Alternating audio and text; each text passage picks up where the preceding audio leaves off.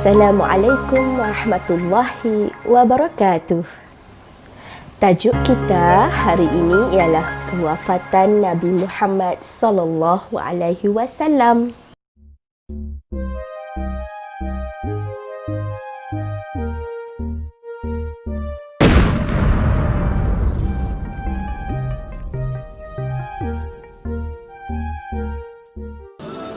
Baiklah murid-murid, mari kita lihat kesan-kesan daripada peristiwa kewafatan Nabi Muhammad sallallahu alaihi wasallam. Pertama, keimanan mereka terhadap Allah Subhanahu wa taala kekal dan Nabi Muhammad sallallahu alaihi wasallam sebagai pesuruh Allah Subhanahu wa taala semakin kukuh.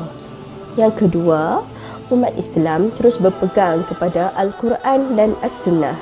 Yang ketiga, mereka bersatu hati dan semakin mengukuhkan strategi dakwah untuk menyebarkan agama Islam.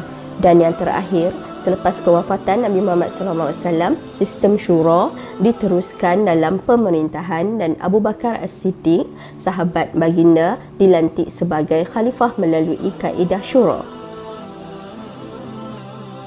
Menurut Kamus Dewan edisi keempat, syura bermaksud mesyuarat untuk mencapai keputusan menurut suara atau pandangan terbanyak. Sekarang murid-murid, kita lihat iktibar daripada peristiwa kewafatan Nabi Muhammad sallallahu alaihi wasallam.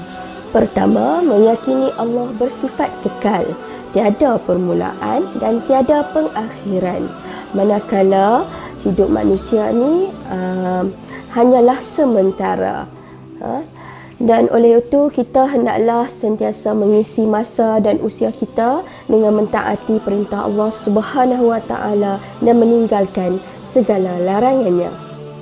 Yang kedua, iktibarnya Nabi Muhammad sallallahu alaihi wasallam sangat mengasihi umatnya dan berpesan agar tidak meninggalkan solat. Oleh itu kita hendaklah sentiasa memelihara solat kita untuk menzahirkan kecintaan kita pada Nabi Muhammad sallallahu alaihi wasallam, dan selain itu hendaklah kita selalu bersalawat kepada Nabi Muhammad sallallahu alaihi wasallam dan juga mengikuti sunnah Rasulullah sallallahu alaihi wasallam. Yang ketiga, Abu Bakar As-Siddiq, sahabat baginda Nabi Muhammad sallallahu alaihi wasallam, sentiasa membantu dan menyokong Nabi Muhammad sallallahu alaihi wasallam ketika susah dan senang. Kita mestilah berusaha menjadi sahabat yang baik dan selalu menasihati dan sentiasa bersedia membantu sahabat-sahabat kita dalam apa jua keadaan dalam perkara kebaikan. Dan yang keempat, Usamah bin Zaid dilantik mengetuai angkatan tentera pada usia yang muda. Beliau dipilih kerana kekuatan dan keistimewaan yang dimiliki olehnya. Hal ini menunjukkan nilai kehebatan seseorang di sisi Allah dan Rasul adalah pada imannya dan bukan pada harta serta usia. Sebagai kesimpulan, Nabi Muhammad sallallahu alaihi wasallam ialah Nabi dan Rasul yang terakhir diutuskan oleh Allah Subhanahu wa taala kepada seluruh umat manusia. Oleh itu, selepas kewafatan Nabi Muhammad sallallahu alaihi wasallam, tugas menyebarkan dakwah Islam ini adalah menjadi tanggungjawab kita semua. Terima kasih kerana menonton video-video Ustazah.